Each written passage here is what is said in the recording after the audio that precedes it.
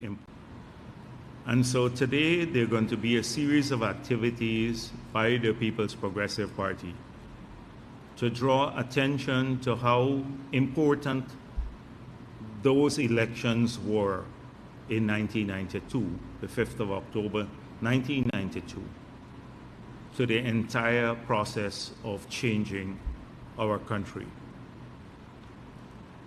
You would recall that we had almost 28 years of PNC rule prior to that,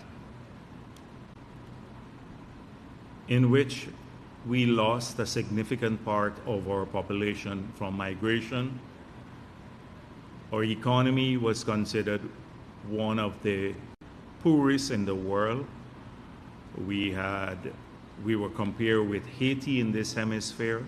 Our per capita GDP was just under $300 US. Contrast that with today, it's $17,000.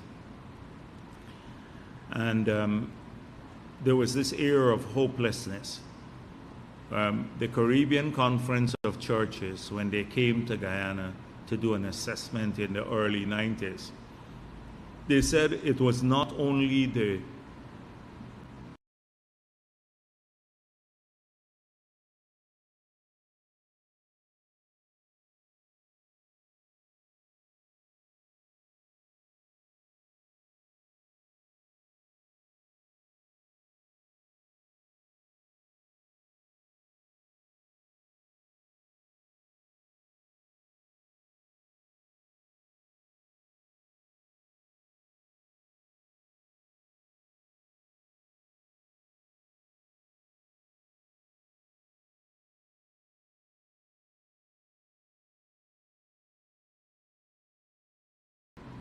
large amount of deprivation that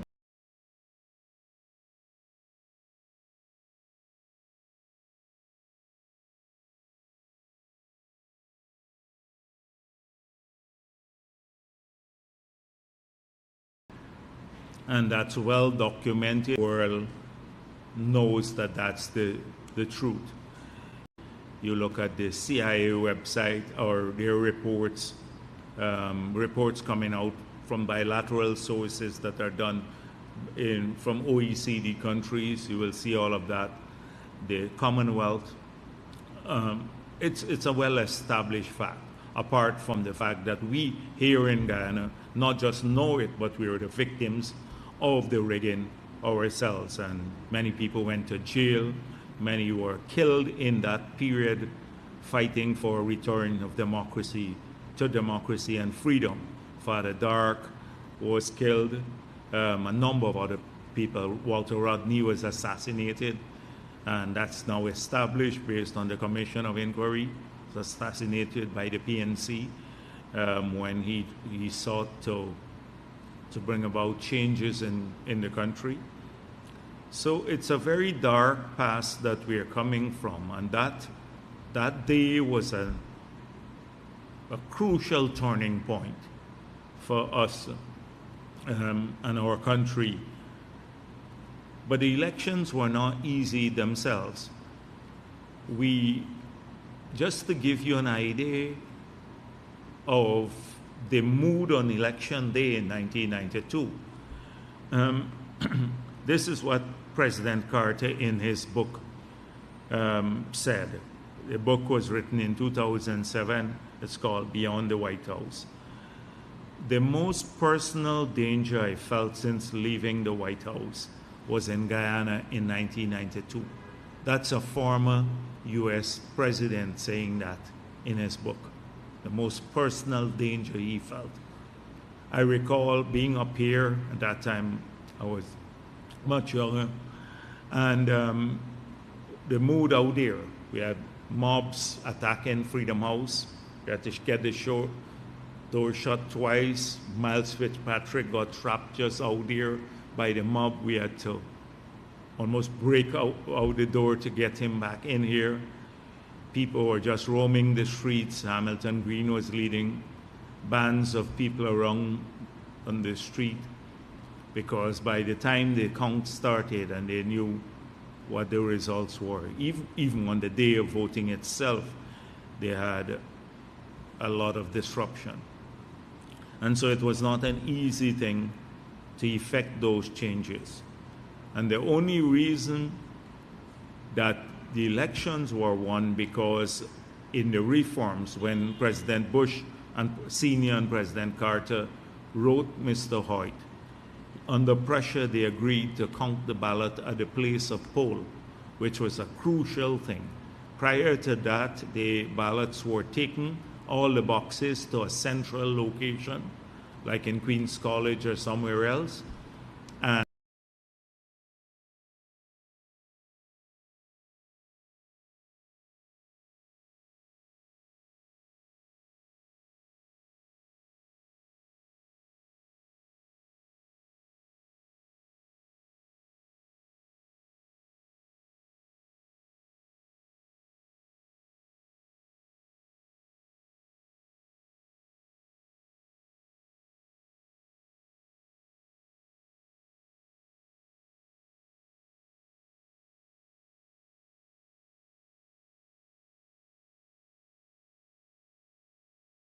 then the army would lock everyone out.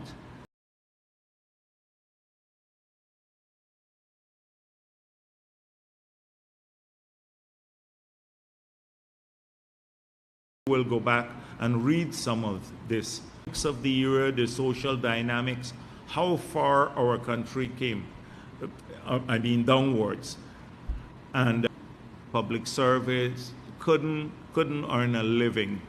They were pauperized when the devaluation came. And the exchange rate moved from $4 to 1 to 126 US to 1. And their salaries were fixed. So they were earning, like in the 70s, maybe 100 odd US a month. That fell to like $20 per month in some cases. And therefore people started doing all sorts of things, trading, etc., to earn a living. So for young people who have had a more recent experience of APNU trying to steal elections, that is in the 2020 period, this was a tough period, but we had more eyes on them. Social media now was available, so a lot of the plots could be exposed by ordinary people, and we could get the information early out. For example, we had uploaded, by the second day after the elections, we had already built a website because we knew, knowing the nature of the PNC, that they will attempt to steal elections. And so we built a website before, and we just populated them with our statements of poll. So 2 days after the elections, you could have gone and examined the statements of poll from the People's Progressive Party. These were for the country, but copies that we got, over 90% of them were uploaded to our website. And immediately, until now, the statements of poll that APNU received, they have them locked away in Congress Place, waiting for the court case to show that they won the elections with those SOPs. They haven't seen the light of day as yet. So I hope that young people will not treat this day as just any other day.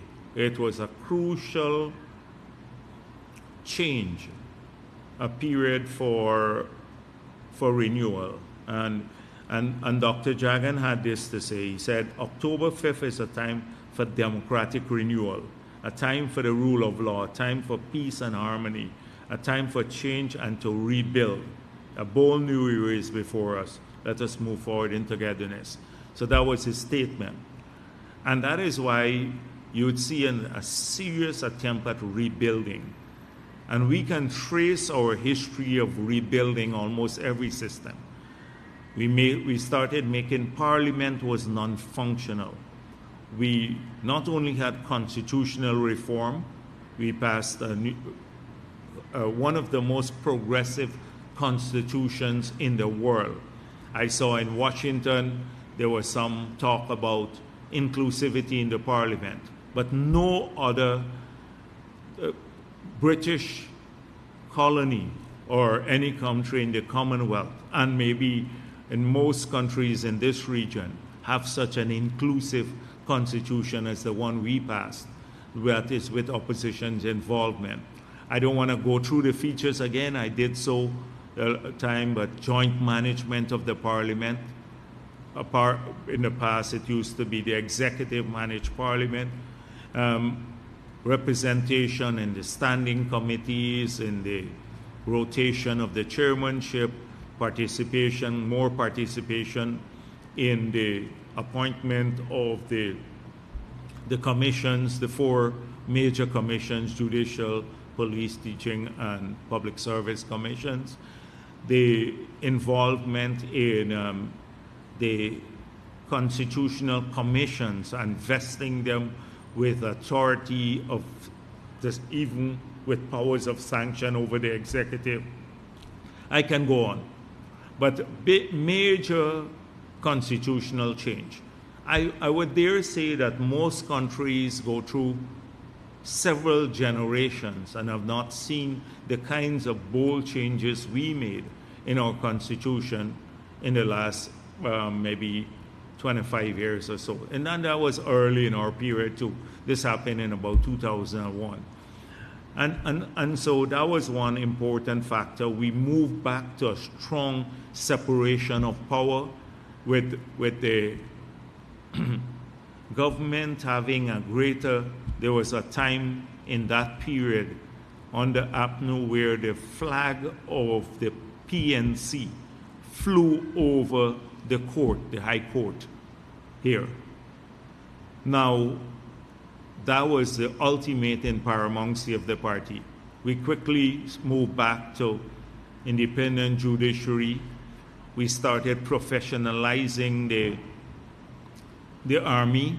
In the past, you got into the army and the senior leadership of the police force through the YSM, the Young Socialist Movement, which was the youth arm of the PNC. So many of those leaders emerged from a party background into the army. We made it purely an issue of professional. You recruit not from party, but from the public. And then on the economy, you've seen the changes. I don't want to go back about all those changes on infrastructure, on tackling the debt, getting rid of the burden. That was a major success for us.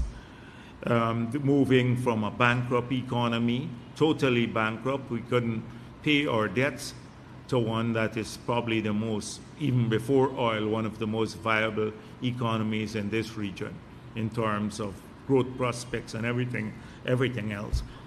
So it's been a big journey, and with lots of challenges along the way. The same, you recall the insurgency, what they call the crime period, the difficult period, with about 400 people killed over a number of years. It wasn't in 1 year, because they make it look like, they say 1,400. That's with Fort Burke and the others. But if you look at that, that was an insurgency. We have had all kinds of street protests, fires lit, all sorts of things to derail us from the democratic renewal and the growth. Nevertheless, we persevere. Success is like in the housing sector, unbelievable.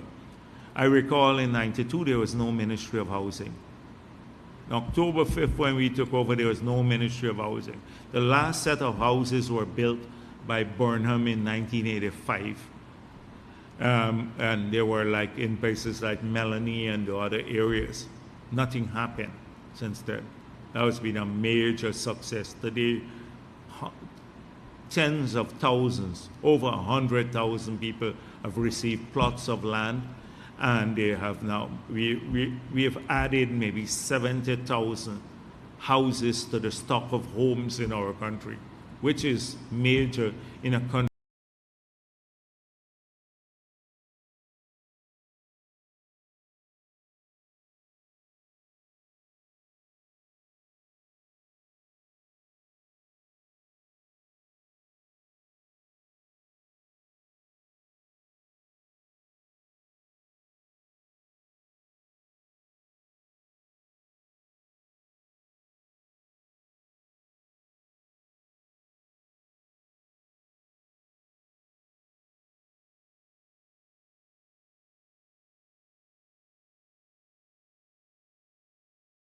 that maybe would have about 300,000,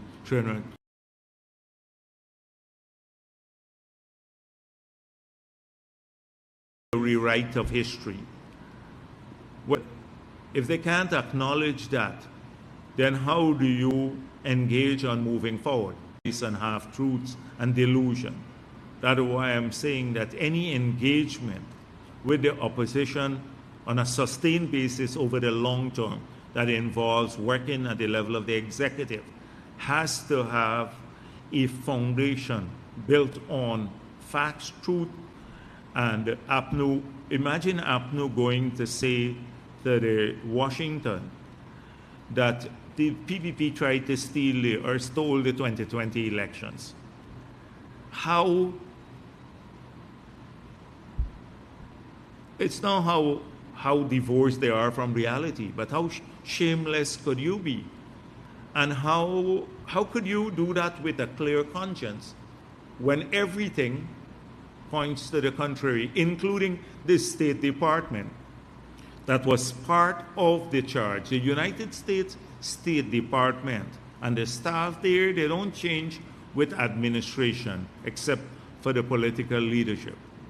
They have stability in government.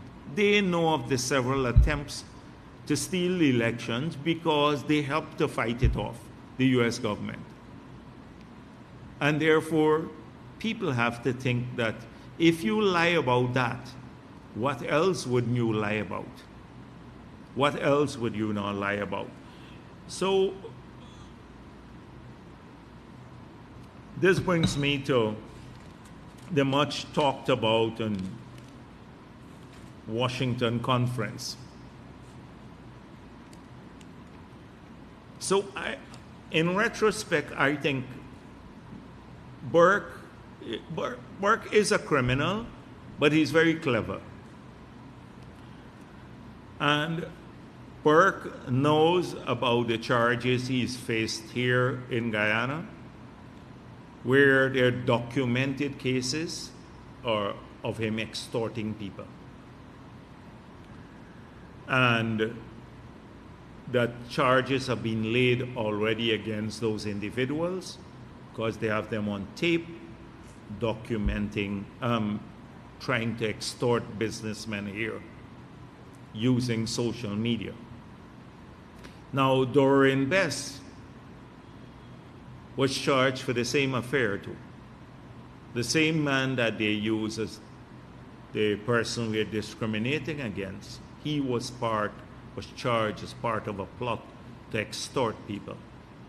So Rickford Burke is aware that at some point in time that his criminality will catch up with him in the US.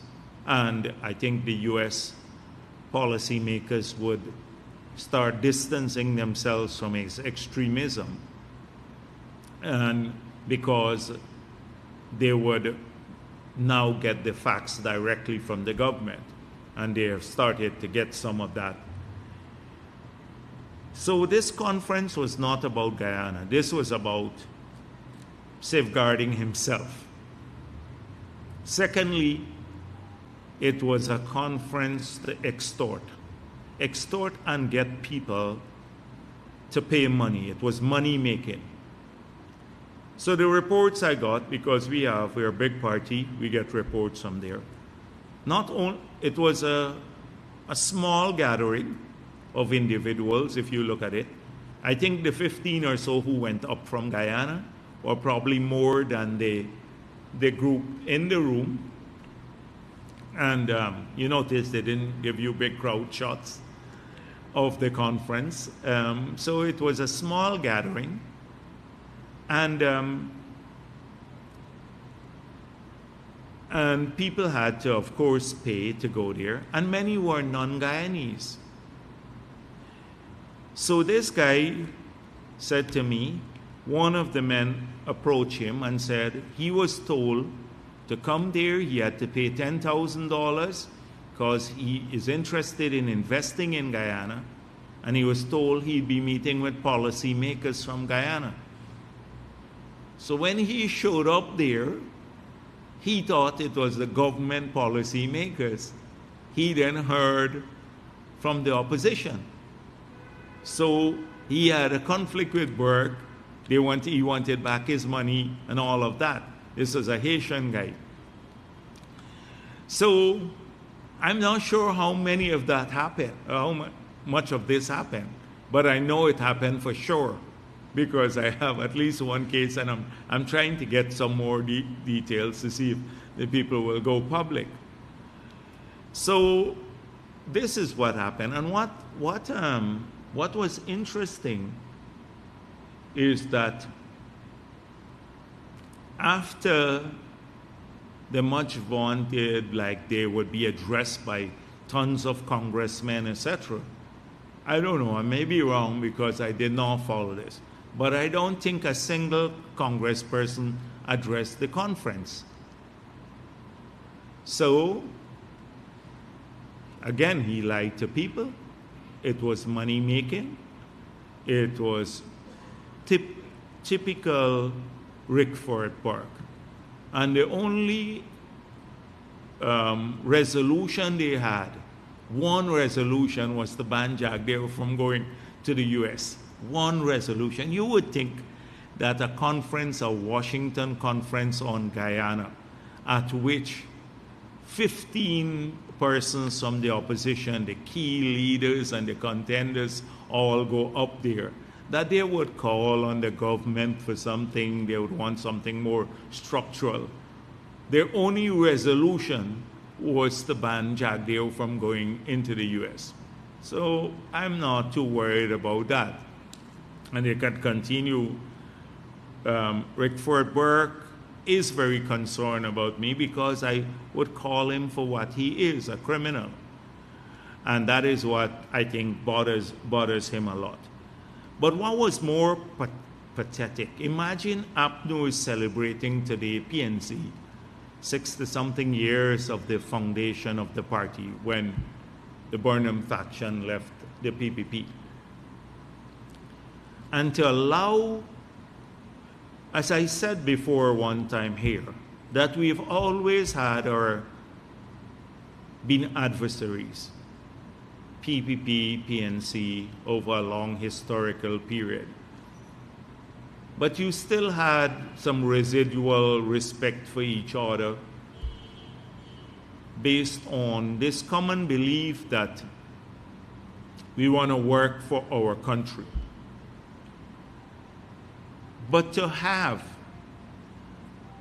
a whole party, imagine the leader of a party, the leader of the opposition, Roysdale Ford and Amanza Walton and the whole AFC go to a conference organized by a criminal and sit down like it was pathetic. Just sitting down in a conference being lectured to by Burke. They went to a Burke conference. They didn't go to an opposition event there. They were led by the nose.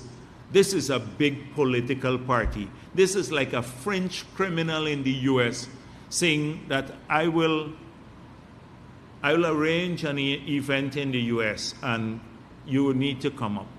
Do you think even President Granger, you think a Granger would have sat through that meeting that Rickford Burke had there with a smattering of people and being lectured to by Burke, and they sit there like, I don't understand, with blank faces almost, as though lost, listless. I saw the body language, listless, lost faces, sitting there, you know, with blank faces. Of course, Amanda, well, not only the face was blank, but she blanked out on math, which is a common thing with her.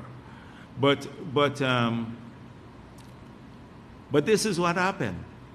And they've reduced their whole political party to a pathetic group of people in the leadership.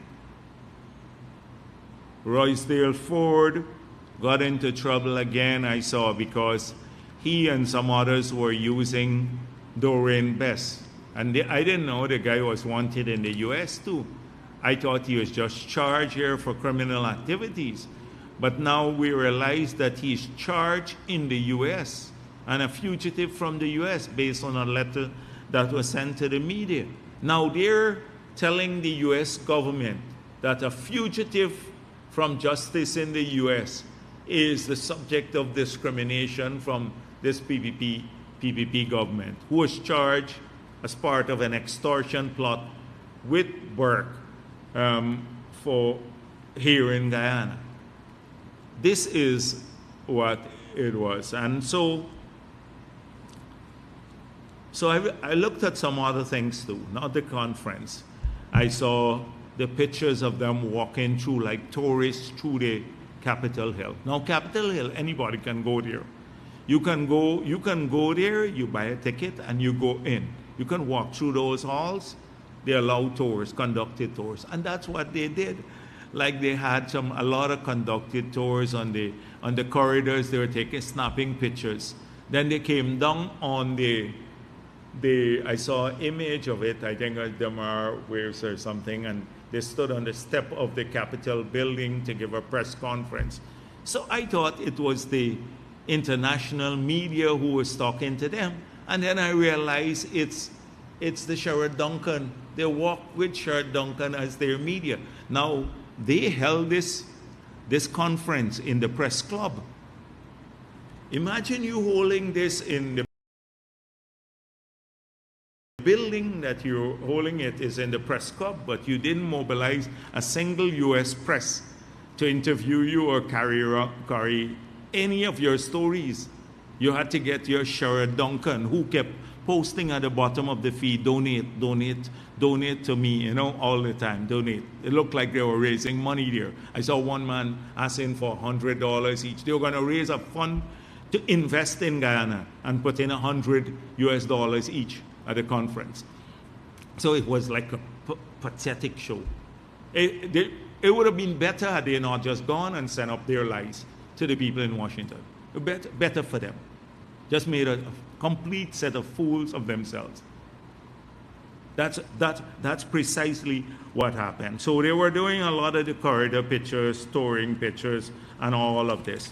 And then I saw Cathy Hughes saying, they spoke about press freedom in Guyana, freedom of movement, undermining democracy. Now it's wrong that the police stopped Patterson from going up. Because what would Patterson tell the people there? But Patterson is charged. The facts are that Patterson here is charged for several matters related to corruption and recently to exposing himself and being abusive to people when he was drunk and walking around the road. That's a fact.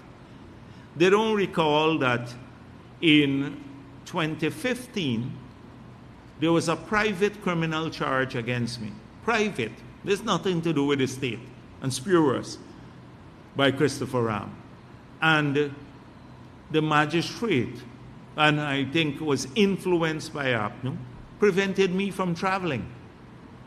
On a private criminal charge, not a state-instituted criminal charge, and I was, at that time, a former president.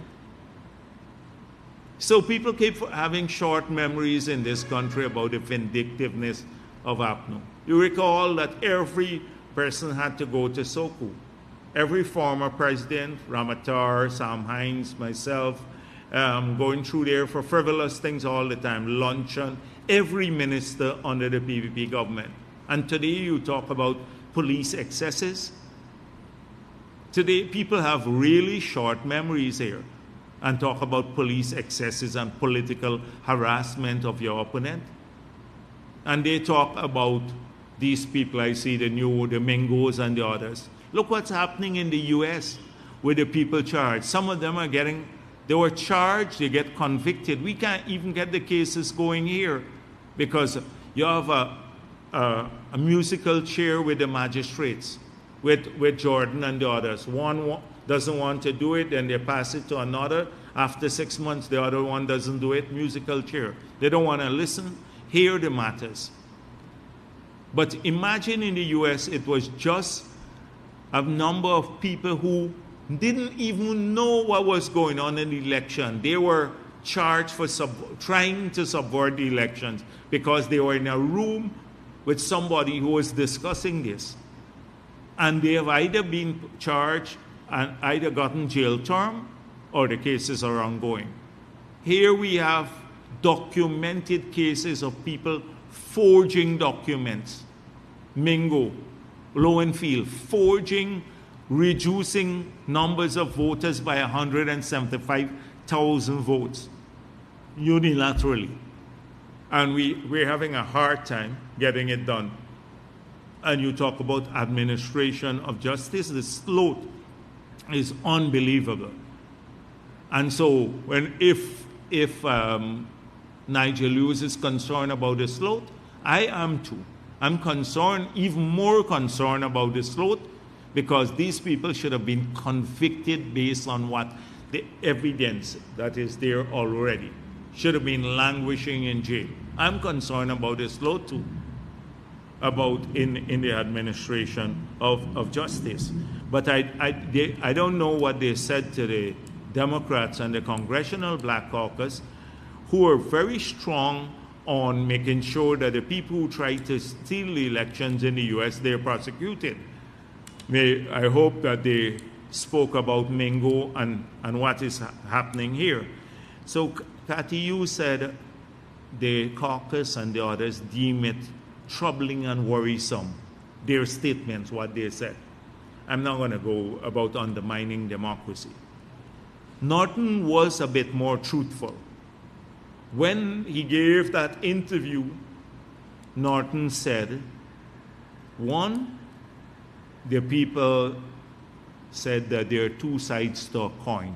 When they presented their report, the people they met from Congress, I don't know where, because I haven't seen the pictures. Normally you would see the pictures coming out like when President Ali was there, but obviously they met somebody from Congress. I don't know if in the corridor or pictures, but wherever they met them, and if they met them, Norton was truthful to say, when we told them about these issues, we were told that there are two sides to a coin.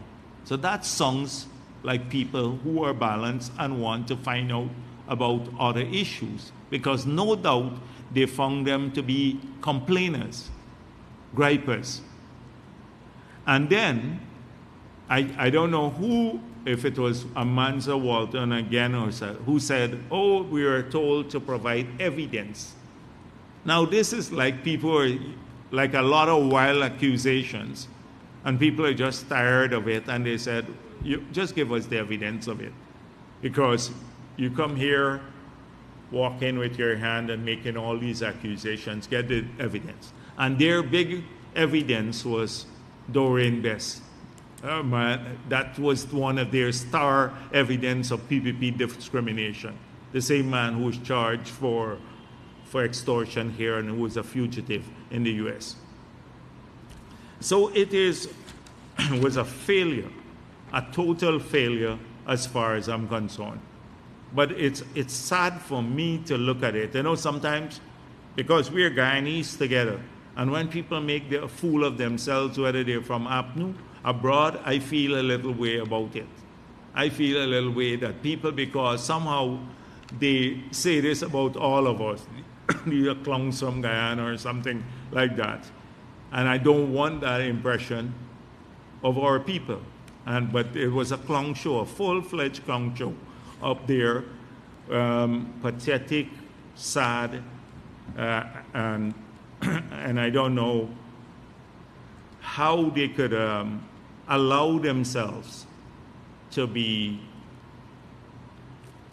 dragged into this and now be lectured to by Burke. There were the children there, and he was in charge of the conference. He's a con man. This guy is a professional con man.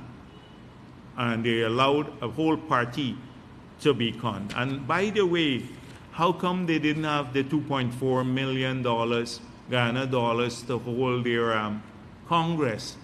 I wonder how they got up to the U.S. That would be interesting to find who funded their trip, because they can't hold their Congress, Norton said, pleaded poverty, that people didn't want to give them money because Jagdeo tell them not to give them money. But I dealt with that already, that nobody wants to support them because, one, they don't have any prospects of coming into office. Two, that they did a terrible job where they not just extorted businessmen, but the environment for business and development and growth here was zero. They were lecturing people. So who wants a party like that to return to office? People are not going to give you money to do that. By the way, Norton said, again, repeated, that they had a plan. Now, for a leader of the opposition, this is like, I can't imagine this. The leader of opposition saying they have a plan to change Guyana, but they were unprepared to unveil it there at the conference. But they haven't done so even in Guyana, the plan, that they have a plan to do that. He goes to the IMF, he talks a lot of nonsense, I see there, because the IMF assessment of the economy is done on the basis of economics. Economics, not politics. He goes to tell them that, oh no, the PPP is not spending enough on some issue, some pet project of his.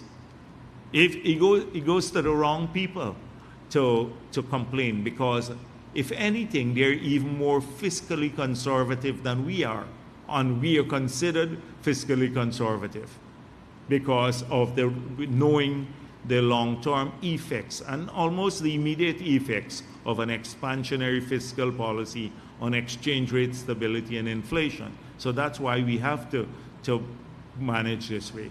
And so he goes there. But can somebody say to him, he's keeping this plan, their plan for the oil and gas industry secret until, because PPP might copy it, up to 2020. When 2025, he's keeping this national development plan that they have. The fact is they have nothing, and this and that is why he's saying that, because he's afraid that if he unveils something, we will tear it apart, because you will see how unsustainable it is, based on what his public utterances have been. Now, no plan. This brings me to GPL. So Patterson says, no plan. We didn't have a plan for GPL. Now, I'm not going to, because the ministers in charge of this sector have been dealing with this issue, and also I spoke at the opening of the mall across the river. I dealt with it. The president did a live explaining a lot of the issues here. But I thought that we should respond a bit because they're very convenient about this issue. They're very convenient on the matter. That's okay.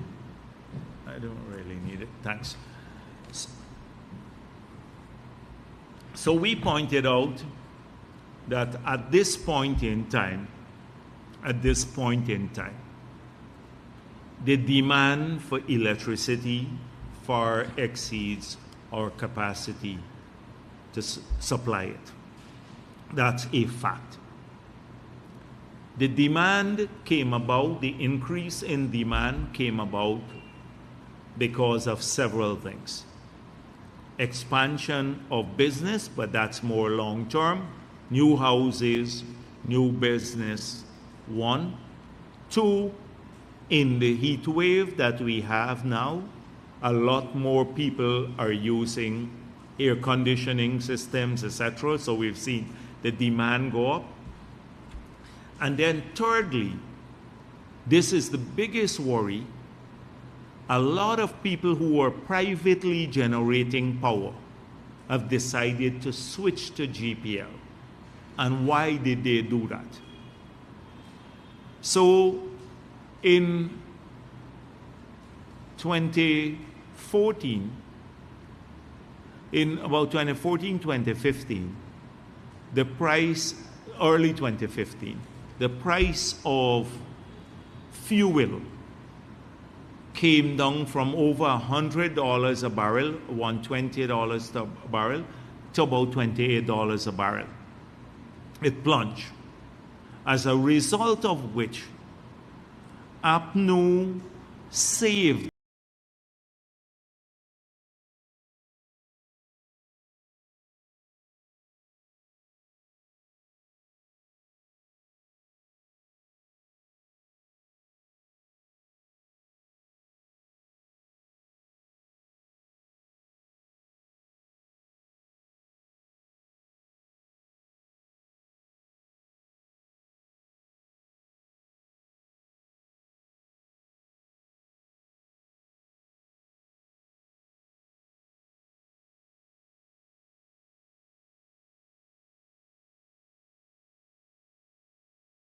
on the balance of payment alone in the period that they were in office.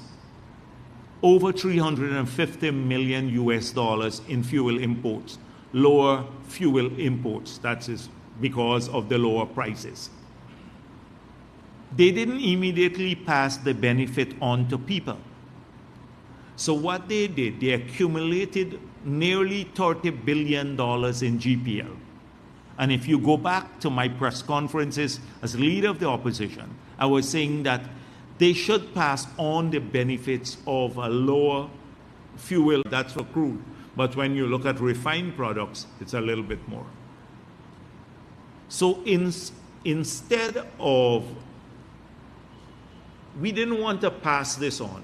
If we pass on the higher prices of fuel import costs, then we'd have to change the tariff from 22 cents, push it up back. So we said, no, we're going to keep the electricity prices the same as with the old fuel rates. We're going to subsidize. So every capital cost that you see that GPL invests in, they invest in a lot of equipment and transmission, all comes from the government as subsidy. They don't have to take any revenue to deal with their capital costs. So it's heavily subsidized. So, but the prices for fuel are high.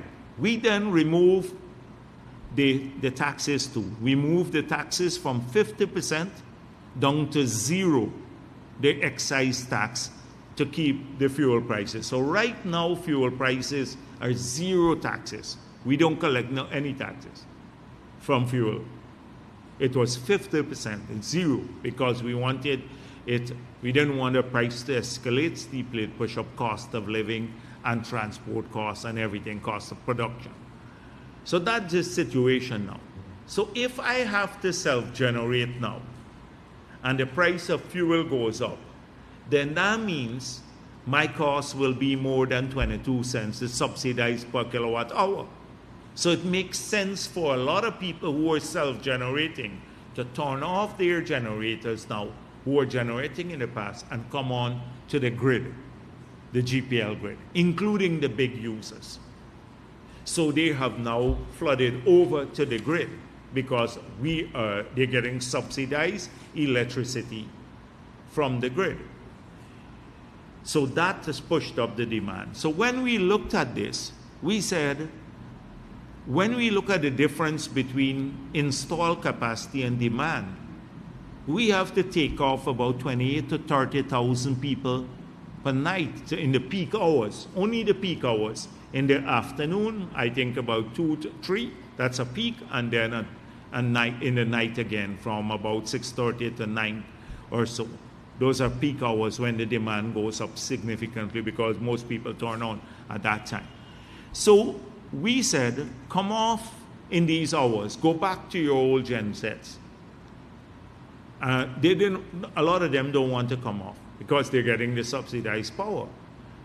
And then we said we will add a premium tariff, only for those hours that you're off. So it forces you off because you'll have to pay more. But we heard that some of them are still not coming off because they're passing on the cost to their consumers or someone else. So GPL has decided to take them off because the alternative is, should we discomfort 15 or 20 business who are using large amounts of power, who can self-generate, who are getting subsidized power still for maybe 20 hours a day, and they only have to come off in the peak? Or should we discomfort 30,000 people, where you have small users? And we have opted to say, you got to come off. You're still getting a lot of benefits from the system by getting 20 hours a day, lower electricity costs than you would have had to pay if you were self-generating. And we said, we're buying some additional capacity, nearly 30 megawatts, which will come in December, where we'll be able to supply everyone back. So at that time, you don't have to come off in the peak hours. And we said that once the gas to energy project comes on stream, that's 300 megawatts, then all of this issue would be solved. Because then the power price, we'd have more people coming onto the grid, because it wouldn't be 22 cents per kilowatt hour, it will then be 11 cents per kilowatt hour, because once that plant is built, we'd go even half of the price. So at that time, you have to anticipate everyone will come onto the grid who are self-generating, big, small, everyone, because of the lower prices. So that is it. Now, how did we get here? So that's the question, and so it's become political. How did we get here? So I see Patterson saying, oh, they had a plan. Now, this is what the flyer that they put out. Have they lost it? You realize the president and VP have finally lost it.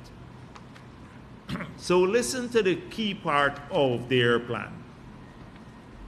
All the projects below were conceived and commenced under the APNU AFC government.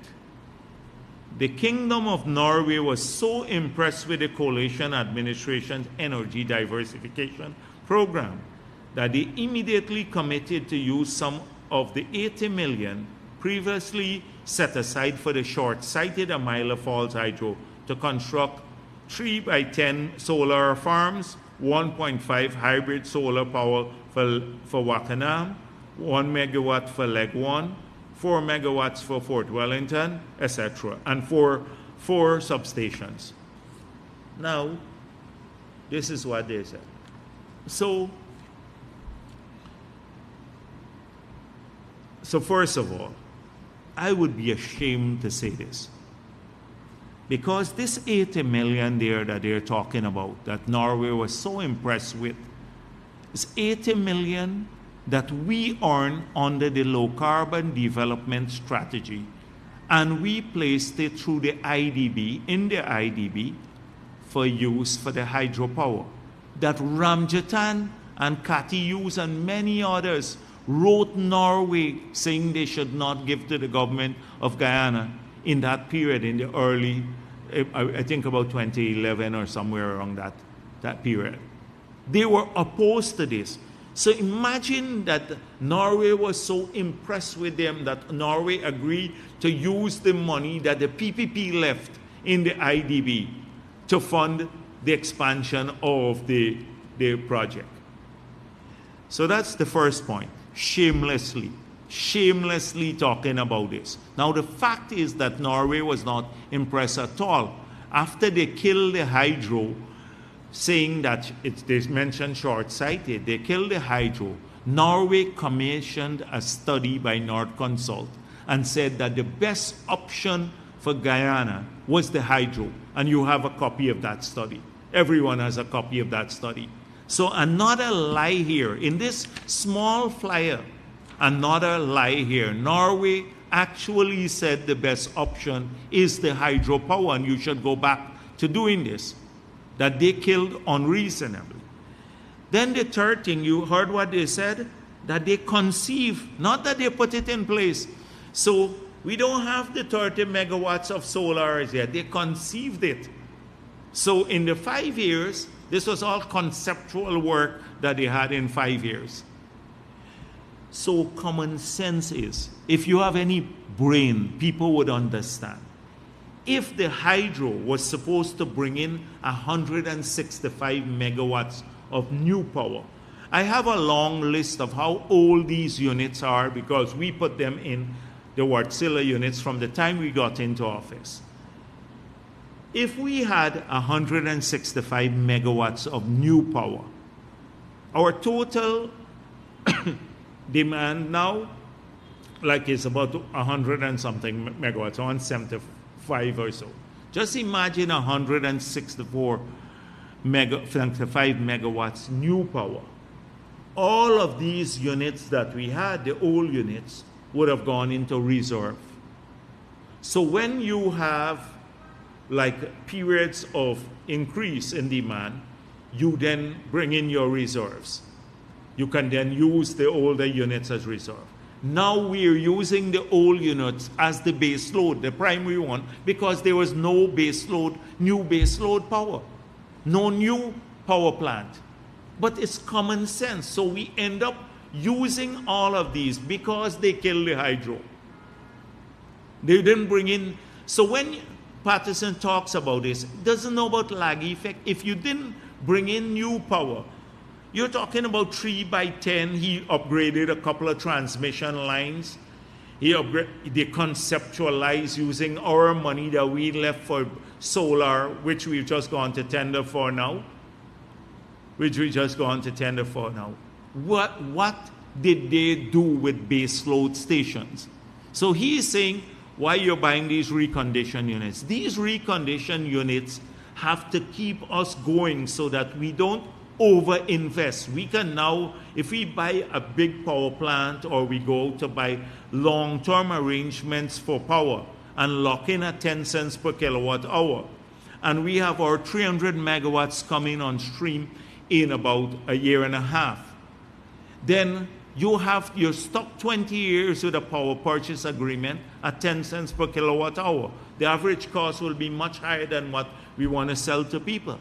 So that is why we're buying these units now, to allow us to get to that period when this new big base load comes in, 300 megawatts of new power in the system, and all the existing units that we have in the country, well, in the interconnected grid, they go into reserves. So we have another 100 and something megawatts in reserves.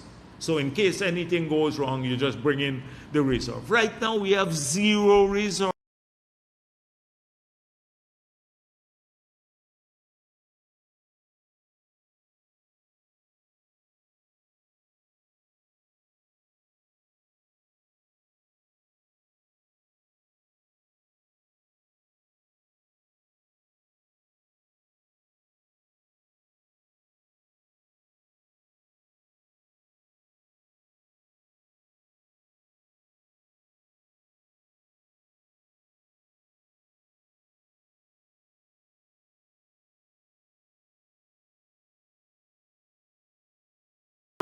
We're using the old units as base load that we put for Wakanam. The Wakanam system is funded from, I think, a guy, and he talks about this plan they had. And every step of the way, they have sought to diminish, to kill our ability to solve this problem. Look at the trouble we're getting to put that gas to energy project in place. Today, a court decision was issued against a group closely aligned with the opposition, extremist group that's trying to block the project. And today the court ruled on the environmental impact studies that were done. Just today, throughout their case.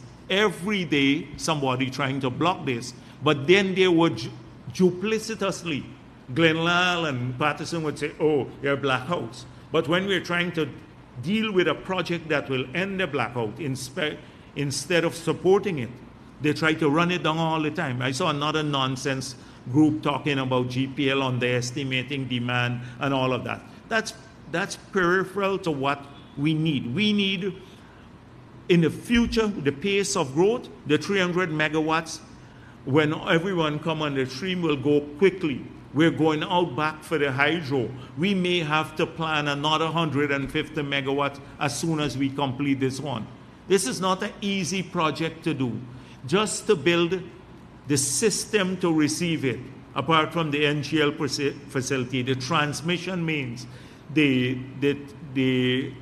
not just the transformers, the substations to distribute all 300 megawatts of power, the control center, is a major overhaul of the electricity sector, bringing in renewables through the solar. I don't want to speak much about the entire plan here, but this, when you have people like Patterson and the others lying to the people of this country, Glenn Lal saying that the heat wave now in Guyana is caused by PPP, the ExxonMobil in Guyana. Can you imagine that, the heat wave going around the world? We caused this. And he wouldn't give support so we could tackle the heat wave by getting this project done so people would have clean power and they would have not fluctuating power, they would have cheaper power and reliable power and in abundant quantities, which that project will supply. But this is what's going on. There are a couple of things that I wanted just on the oil and gas side to deal with. There was one editorial in Stabroek which speaks about, I think it was September 23rd, about the bungle auction. So I think clearly the person who wrote this needs to read back again what's going on around the world. They're complaining that we didn't get such a great response to our auction.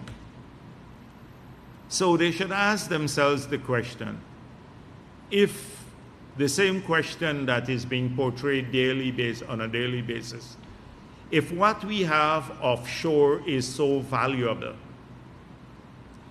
why wouldn't, and it's a money maker, like Glenn Lal, this can solve. If you get back the 120 blocks which he's coming up with, I don't know about this 120 block, but I think he is talking about the relinquishment from the Exxon, their 20% relinquishment, that will pay double the salaries for all the teachers. So I don't know how a relinquishment back to the government will generate enough revenue to pay teachers, because it's back with the government. When you put it out to auction, not everybody is taking it now to explore.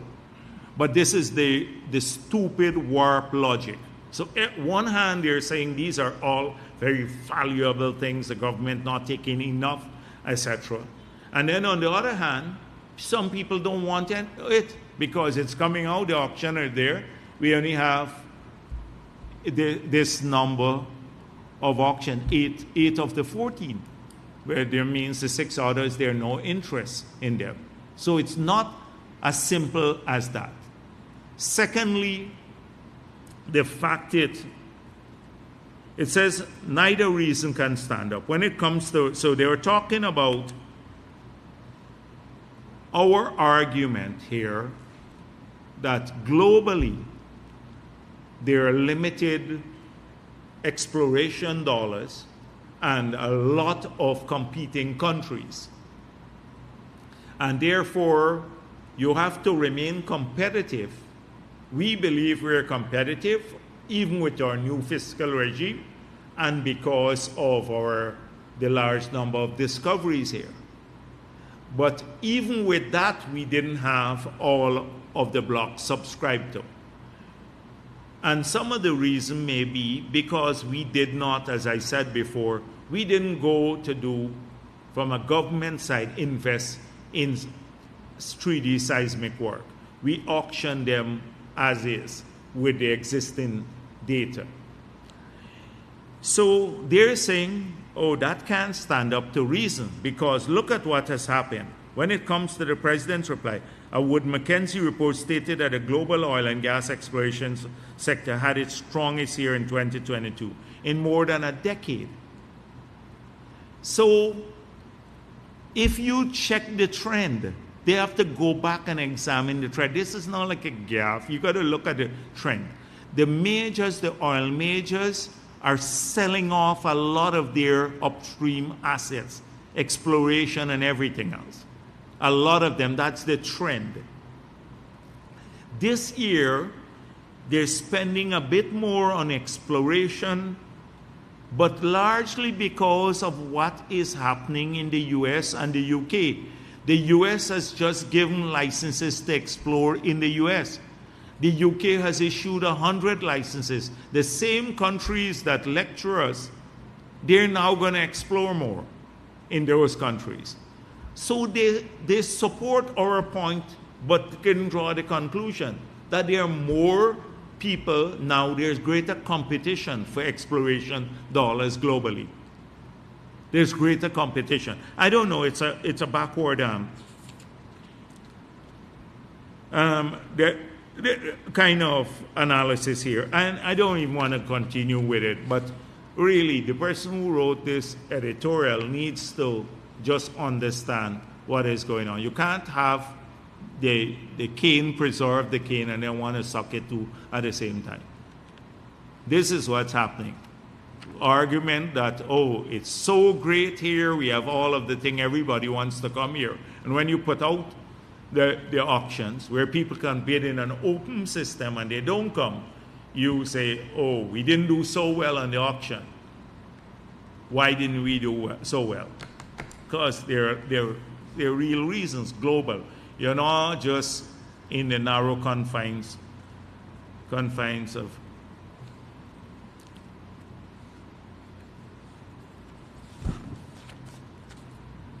I saw this thing Guy Suko saying that Central Housing and Planning Authority does not own Muckalands from which residents were evicted.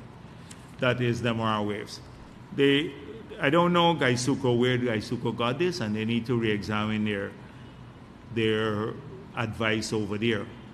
But if you recall, in 2017 or 2018, if you go and look at the vesting order, the NISIL vesting order, where Guy Suko's assets were transferred to the government, you will see that all the lands, not just the estates in Demerara, but all the lands in the county of Demerara owned by Guy Suko or in which they had rights in or any other thing were transferred by the vesting order. So they gotta really clean up their act over at Guy Suko there.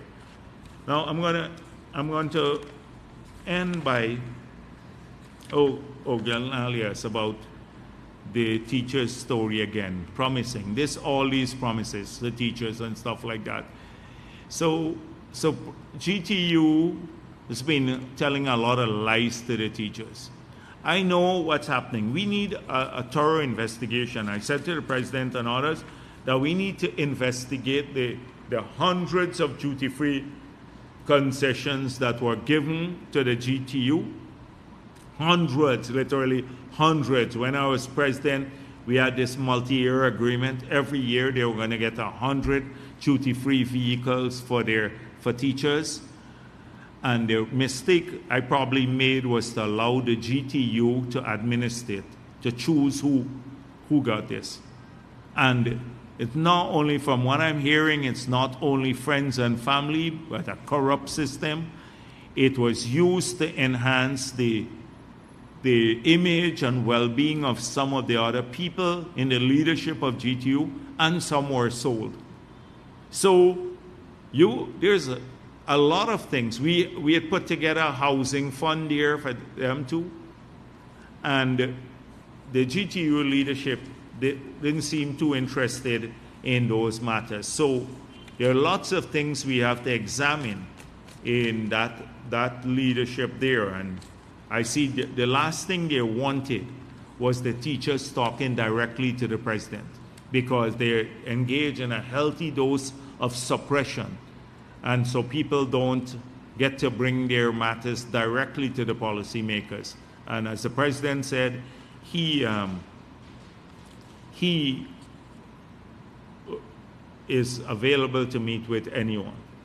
Now, on the question of the audit, I saw Tabuk News is counting. Last Thursday was a holiday, so the report did not get to go to the cabinet.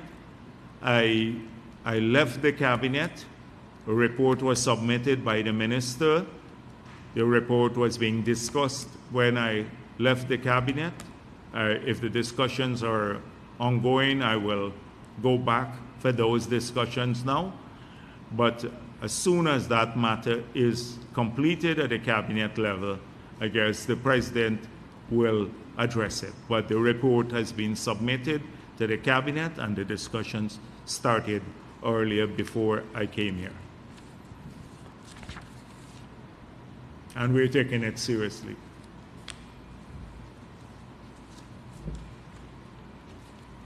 Yes. Good afternoon, Dr. Jagdeo.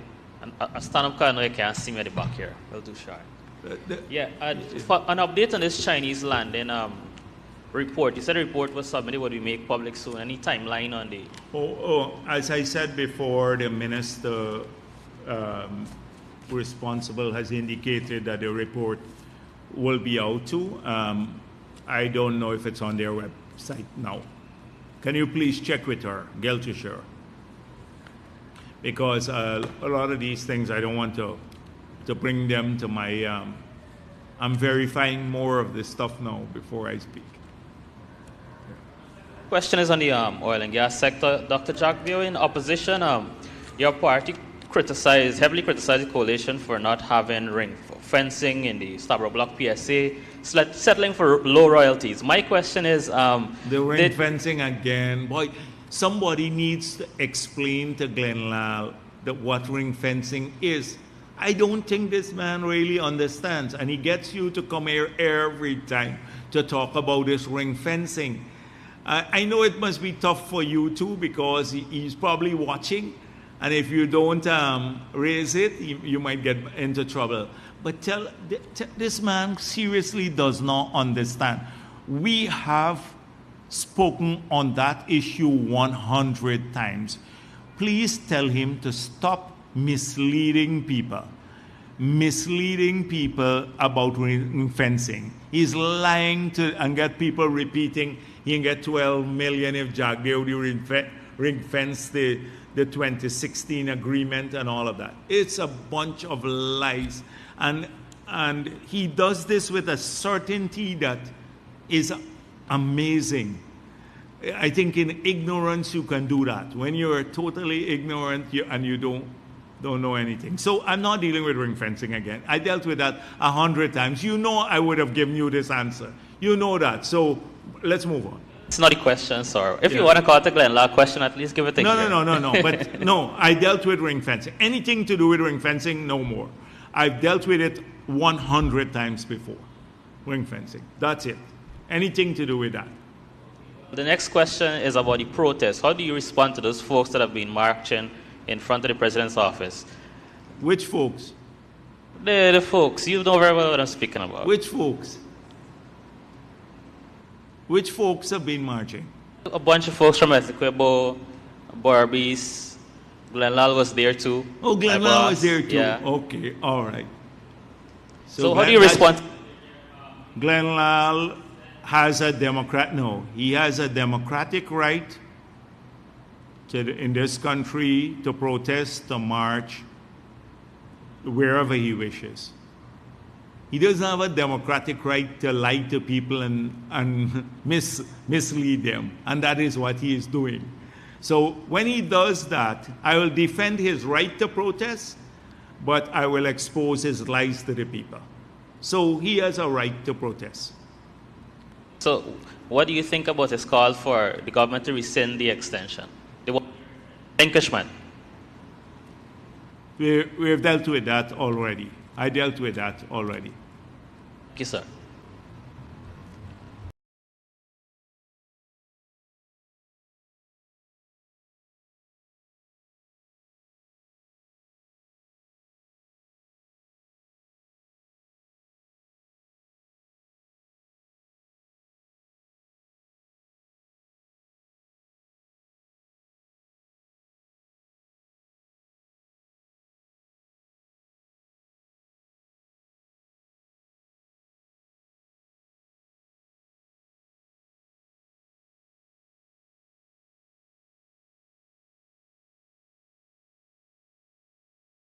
Dr. Jagdeo, kind of interest.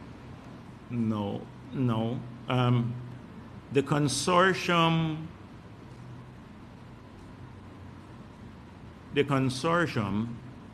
is made up of several owners, co-venturers.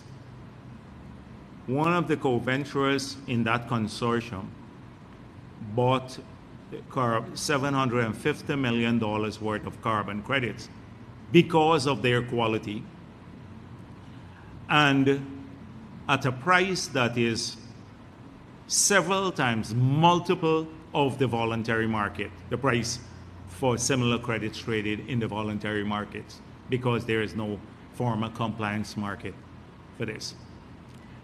So if you extend that, every business or every person has their own business model. Exxon says they're investing in carbon capture and storage, and therefore that's their contribution to the fight against climate change. I'm not defending them because I think they should do more globally and here. So they have indicated, by the way, that they are prepared to invest in other things, mangrove and reforestation and all of that. And so we have a different conversation. So I don't see it as anything. Globally, we're recognized as the best quality forest carbon. So it doesn't matter. If we have had interest from a number of people, we're being very cautious before we sell the additional 70%. Exxon is not the barometer or the litmus test for the quality of our carbon credit. But coming back to the issue, a co-venturer of theirs has bought it's the largest purchase of forest carbon anywhere in the world, including in Brazil or Indonesia or any of the other countries that have substantially bigger forests than ours. So will the government reach out back to Exxon or reach out? No, because not on this issue. We're not begging Exxon to buy our credit. Our credit is competitive. We're looking for the best deal. So if Exxon comes along, changes its mind, and comes along with an offer that is good, then or compete any other offer, they could participate. If they don't, then we will go with the higher offer. But it's up to them. We're not begging Exxon to buy our carbon.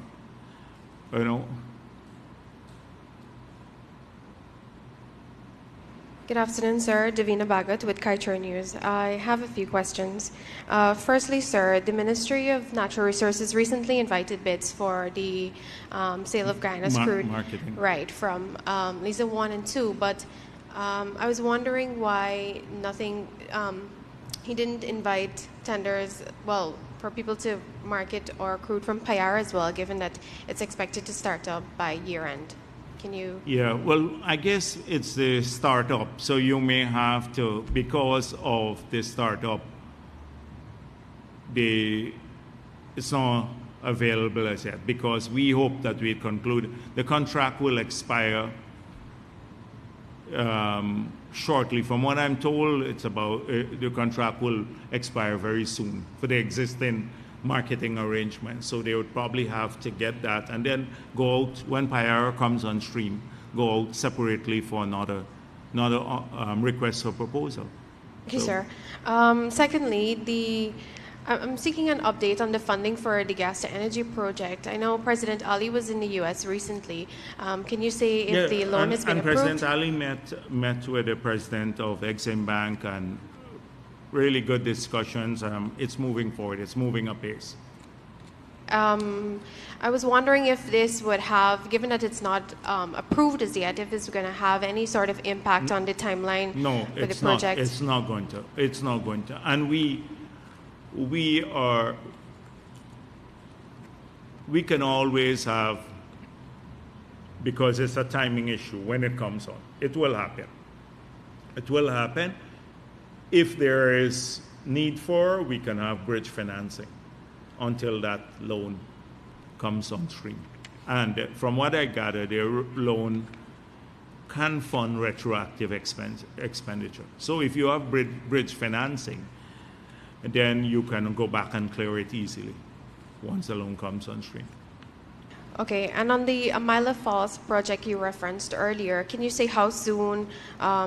We're hoping within maybe maximum 2 weeks to go back for the request for proposal. We've been doing, up to last week, we had another interest from a Brazilian company. We've had a company from Austria. We had several from Korea. So now I think there's a big, large number of people approaching us. And the best way to do this is through a public process, an auction. Well, not an auction, a request for proposal, a bid process. Any indication as to how soon? Maybe next 2 weeks, next month? Yeah, I just said latest 2 weeks, the way I see it, because they have to update. What they have is the data, right? So the instructions have been given already to the technical people. What they have to do is to update the data from the last request for proposal, and there are some elements like the change in demand and all of that. So, but we had most of the documents from the past already, so we just need to update them to see that they're more up to date. And as we're on the energy sector, there are concerns that there may be an overstated amount from GPL in terms of our ability to utilize all this power. Can you speak to that? I don't understand. Overstated on what? That's the same study you're talking about that some lady referred to. What say? Overstated in what? Like? Okay, so it says that GPL has sort of inflated our estimated power demands, and given that we're going after so many projects to increase our capacity, the thinking is overestimate. In fact, I think they underestimated. Because when we went through, one time they had a presentation and we went through the formula. And when we look at the demand from the massive, so anybody who is coming in from abroad and tell you they can estimate it, some consultant, looking at what GPL has done, they got to be crazy. A consultant doesn't work that way. Half of these consultants come and pick the brains of local people. So you have to come here and you have to understand what the development plan is. That's how you estimate demand. So one big component of demand will be all of those who are generating, self-generating, who will switch to the government, to the GPL now. So it was estimated that over 100 megawatts was being self-generated. So if you have, we're supplying from GPL, say 180 megawatts, they switch, that's about 280 megawatts. So that's one. So when you lower prices, you have an explosion in demand because the law of economics. If something is cheaper, people consume more AC, etc. So that's a big component of demand, the next component. The third has to do the expansion now in the industry. We have 7 new hotels under construction, potentially another 4 hotels coming up soon. That's about maybe 15 megawatts of power alone that they will need. That's about 15 megawatts alone. If you sit in Washington and you don't know about these hotels, or you don't know about the 100,000 houses that will be built, or how many hospitals, the 12 hospitals that would need large amounts of power, how can you then anecdotally say, oh, it's overestimating? You have to go through an iterative process and almost calculate it, investment by investment. So you can't sit abroad. That's what these consultants, the same Thomson, Zillow, or whatever, Zanzillow, he is the one who said we don't even need roads here. Why are you spending your money on from the sovereign wealth fund? Save it all. These are the people who call themselves consultants. And therefore, it's only through an iterative arrangement that you can come up with a big estimate of demand. So what if we overbuild a bit? What if we have extra power than we need now? So we overestimate the demand by 20 or 50 megawatts, and that happens. One, the gas to energy, some of these big projects alone for the gas side, we will need massive amounts of power. If we want to do the alumina plant, to move bauxite down from, say, Linden, or take the power up to Linden and do it there, which would be probably the ideal thing to do. That alone may need 100 megawatts of power. The alumina plant, to move back to processing our bauxite. They could be, it's utter nonsense. So that story, that's why I didn't pay too much attention. You can always get these consultants who sit abroad and think they know what's going on in our country. It has to be a detailed sort of thing. Yeah, did I leave out something? Oh, I think that's it. You covered it. Yeah. I forgot to mention there. Let me say that the world is also, because I just want you to read up a bit about this, since you're interested, that the EU is soon putting in a carbon border tax, basically, adjustment mechanism, CVAM. So when that happens, if you export into the European Union, they would calculate, their importers would have to calculate the carbon content of your products. And if there is a difference between your carbon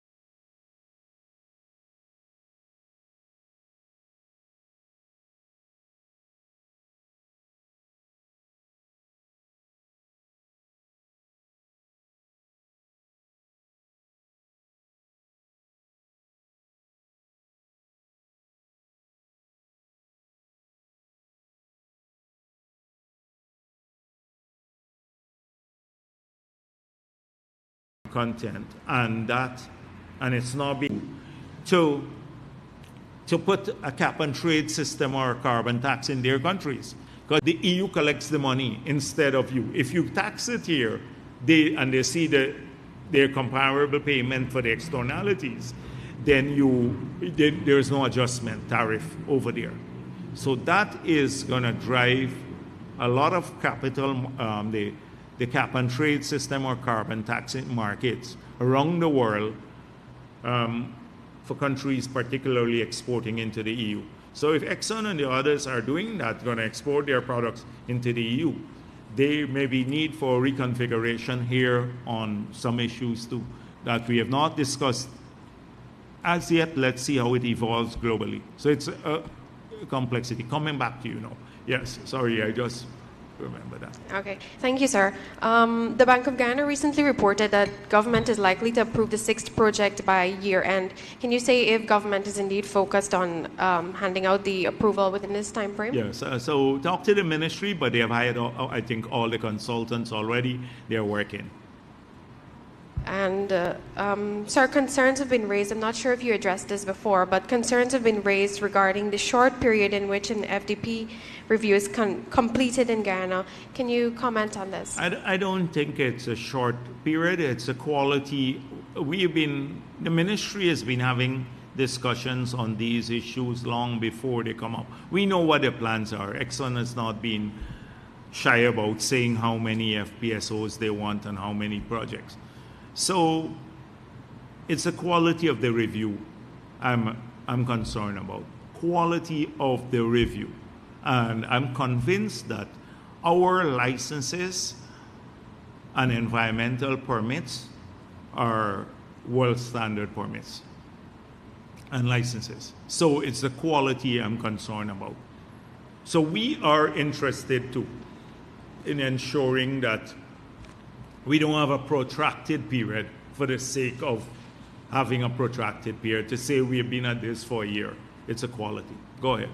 Last one. Finally for me, sir, and I'm not sure again if you have addressed this in the past, but some citizens believe that the unfair competition with Exxon enjoying this free tax right and so on has caused little interest. That's a Glenlaw one. That's a Glenlaw. Has caused little interest from the oil companies in this auction that we recently had. What are your thoughts? That has nothing to do with it's an old Glenlaw issue. And you know what? Let me say this to you, and it's not meant. So when you go back to the papers, Glenlaw used to complain about all the concessions we were giving to Rusal in the Berbice River. So I did an interview. I think you left the interview early. Kiana had to walk out. I don't know if she walked out, but I think a mosquito flew in her eye. And she left the interview early, although the interview was supposed to be with her. So he said, you're giving away all the concessions, the government with these mining contracts. And by the way, now the large mining agreements are public. They're public. Kaichor was asking for them all along. We made them public. They're in the public domain. So he said, all these concessions to foreigners. So I said to him, listen, we will give you all that they get. We'll give you even more, anything you ask for. We don't want any taxes from this area. You just find an investor that will preserve 1,000 jobs in Kwakwani and Aichuni because our people there need these jobs. You just find the person. You bring them now and we will give them. You can do it or anyone else. So you don't have to worry we're giving out too much. We're prepared to give even more. But just we want the jobs there. Up to today, nothing. That area, the people walk away. Now we don't have jobs in the area because they're left. So this is the perspective. A lot of people complain, too much taxes, tax breaks, etc., to these investors. But the same thing with the auction. If the auction, it was so lucrative, why couldn't you come up with a consortium or some group, like one Guyanese group has done, to put in a bid? And then they will make a lot of money too. But it doesn't represent the way you do business and the risk. It's good to anecdotally talk about these things, how people getting too much concession, they're doing this, they're doing that. But it's not about anecdotes, it's about real people and real lives. And we can't be playing around with that. Yes, please. Hi, Vishani from the newsroom. Just two quick questions from me. Last week you spoke about taxing those big users on the grid. I just wanted to know, now given what GPL is doing, taking them off the grid, was any business taxed, and how did they respond to the move to potentially tax them and now to move them off of the grid? So GPL has been having a conversation with the users. That was the first line of engagement, to talk to them to see if they will come off voluntarily. The first set of conversations failed. Then we said, can we incentivize them to come off the grid only in these peak hours? So I hope that the context is given too. As I explained earlier, they're still on the grid most of the day except the peak hours for the purpose, basically because that's when we need the additional power. So we said, how can we incentivize people? But we already remove all the taxes. They pay zero now on their fuel. So we said we could have reduced the taxes on the fuel. It's zero though. So they're already getting a lot of incentives here. Then GPL reported back no movement. So we said we may have to put in for the peak period for big users above a certain level. So not all big users, just No, so the stores on Regent Street and all of those, that's not what we're talking about. We're talking about the massive users. Some of the malls and stuff like that, they use a lot. And they have generating capacity. So we said, let us put in this tax that only for the peak hours, that will go beyond, so it will be a little punitive measure against them. You know, they would want to voluntarily come off the grid because they'd have to pay a bit more. That doesn't work too. That's the report from GPL. So they have now had to resort last night to take in some of them off. And they said last night, the report I got was the generation was close to the demand, but there might have been a small feeder in Kingston that they had to take off. So I'm hoping, because I'm trying, it's not my sector, but at least it worries us too. It bothers me. I can understand people. You know, I have a generator, but I go around the country and I know how it feels. I've been fighting against blackouts all the time. Partisan talks. I held press conferences outside my yard, outside my office on the afternoon, in the yard at the leader of the opposition. I know how it harms people. You buy your food, you buy your meat, you put it in your fridge, and then blackout. People can't watch TV, they can't, their whole lives change, everything. Now the kids are on devices and all of that. So we can understand it. We empathize with people. But so we had to do, and that's why we opted. It was a choice we had. Should we keep these 15 persons on, or for the hour, or take that down? And my follow-up is, those 15 massive users, are you able to say how much power they No, I wouldn't. alone? Not here. I would. That's why I said it's not my sector, but I have an interest in what goes on, because we are concerned about people, and so you can talk with greater detail. You can maybe talk to Minister Indar or the others. Good afternoon, Dr. Jagdeo, Kiana Wilbur, Kaiser News. Can you say if Exxon has been formally notified of having to relinquish the 20% of the Kanji block? No, the Kanji block. Yes, which Kaichor or Kanji? Kanji. No. There was an issue where Kaichor is under special circumstances. Right, yes. So Kanji, yes, they have. That was in the newspaper already, though. You reported that. No, we reported that you said 20% will be relinquished this year, but Exxon was not notified as yet. So I'm just following up if they have been notified. I don't. They're involved in Kanji and Kaichor. Yes. Exxon as operators. Yes. They have exited. Exxon has relinquished Kaichor. Kaichor. But they're still in Kanji. They in Kanji, as the last time I spoke with you, the Kaichor one we were talking about. No, they have not. I don't know if we had from the public domain and from interactions that they've had. Some time ago they were talking about this. They have not done so formally. Maybe they're reassessing. They have not done so. That was my last report. They have not on Kanji. Kaichor, they walked away. Your previous press conference that you're responsible for oversight, policy, whilst the Minister of Natural Resources is tasked with the day-to-day management of the oil and gas industry, as well as the implementation.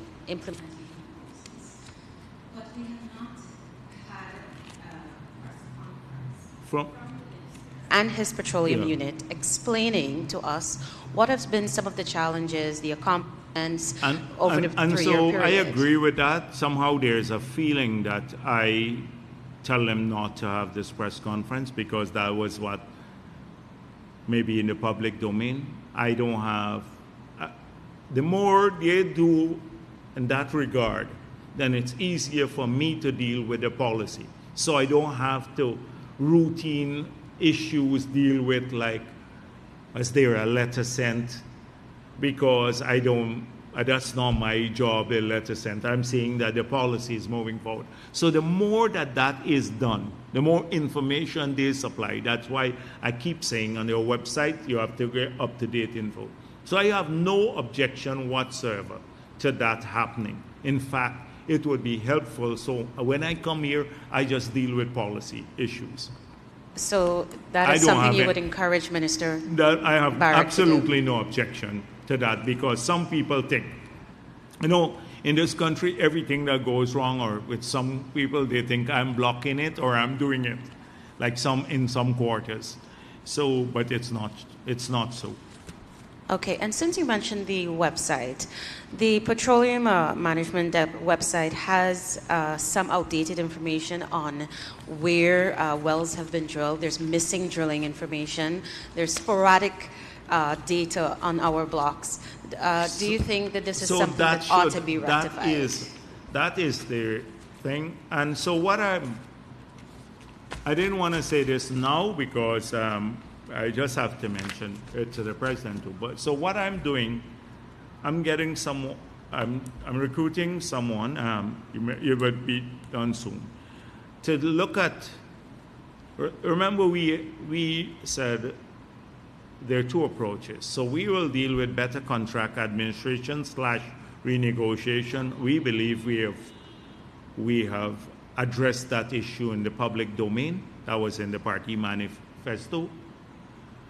We have dealt with I'm not going to come back and list them again, but we have completed the major reforms that we had outlined in the manifesto. The same ones again, NRF, the local content law, we have done our auction, we have passed the new PSA, the new petroleum activities bill.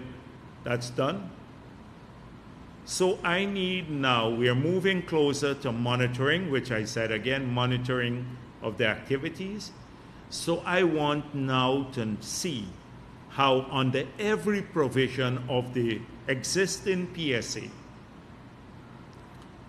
what are the requirements from Exxon to supply data, how they strengthened, how that fits in with all of the new licenses that we have issued, because we've strengthened some of those provisions.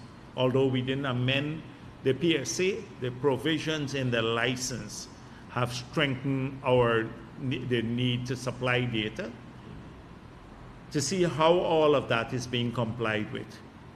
And whether from the ministry's perspective, we have a system, not just to ensure that timely data are submitted or the oil and gas operators comply with the terms of their PSAs, but also whether we have an internal system in place within the ministry to, once the data comes in, not just to sit on it, but to productively ensure that it's receiving attention.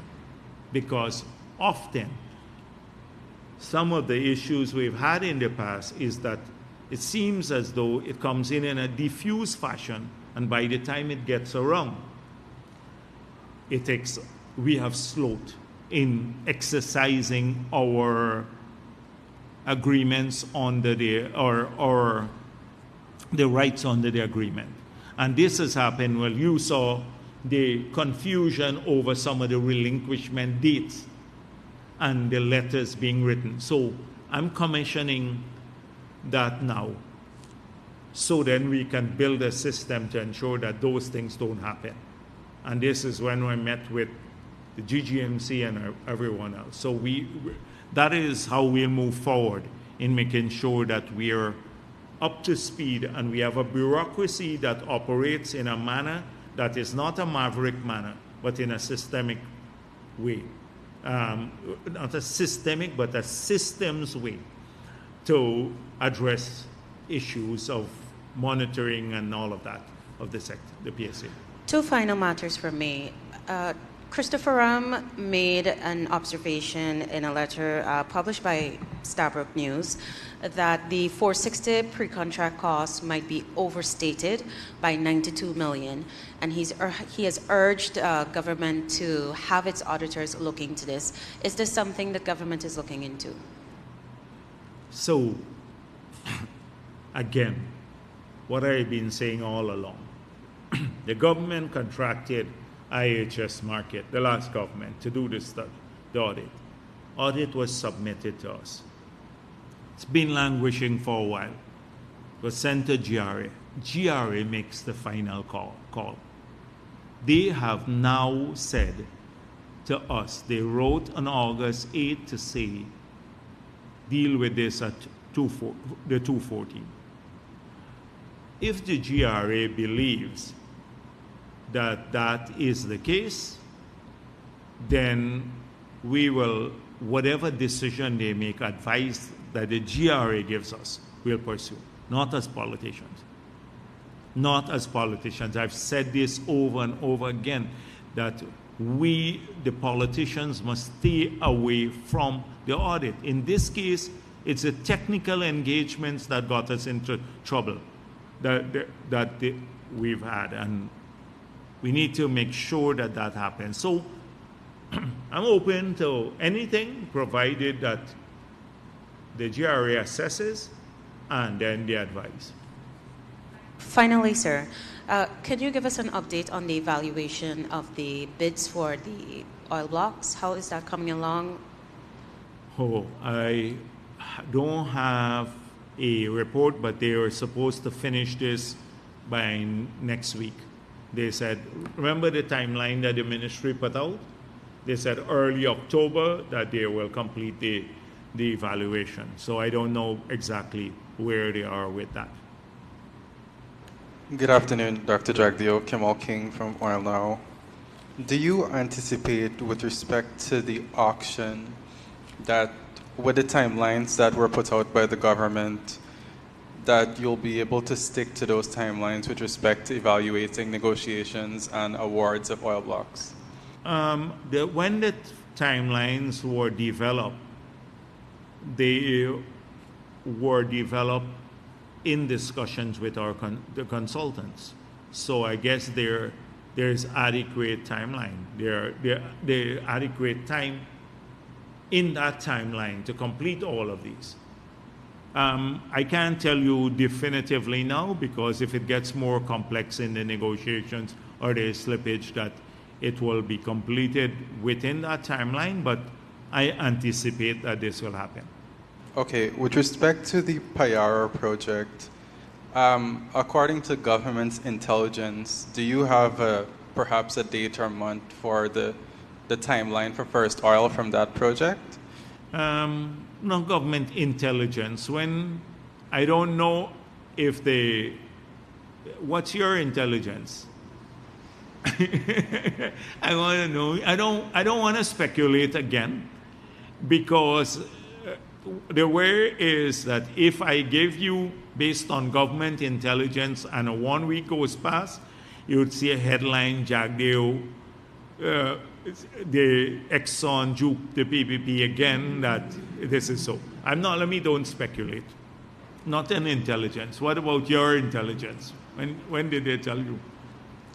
I don't know. Oil Now has more intelligence we have. You have no more with the oil and gas companies. On the farm out of the Kaichor block by ExxonMobil and Hess, could you talk about perhaps whether the government has approved yet their application to exit the block, the Kaichor block, and what are your policy considerations for the future of the Kaichor block? So they have, I think we are in the public domain already as saying this, that them exiting as the operator and also as a shareholder in the block leaves the block with the remaining 2 shareholders, but they now have to write us to notify about the reconfiguration of the ownership and the operator, right? So I think the issue in their press release that ECO will be the new operator. Ratio will be the new operator. So that is a process that has to be done. Whether that has been done, I don't track it on a ball-to-ball, day-to-day basis, but you can get that easily if they've done that. But there is enough time remaining in the block for them, even with the reconfiguration, we believe, to complete their work program.